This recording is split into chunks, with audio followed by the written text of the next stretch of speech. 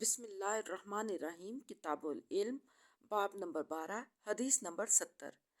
بابو من جعل لی اہل العلم ایاما معلومہ۔ ترجمہ۔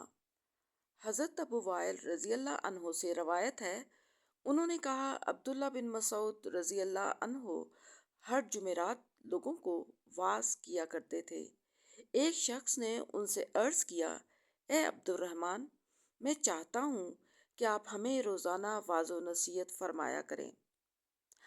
آپ نے فرمایا، مجھے اس کام سے یہ چیز مانع ہے کہ میں تمہیں اکتاہٹ میں نہیں ڈالنا چاہتا، اور میں پند و نصیحت میں تمہارے جذبات کا خیال رکھتا ہوں، جس طرح نبی کریم صلی اللہ علیہ وآلہ وسلم وعظ کرتے وقت ہمارے جذبات کا خیال رکھتے تھے تاکہ ہم اکتا نہ جائیں۔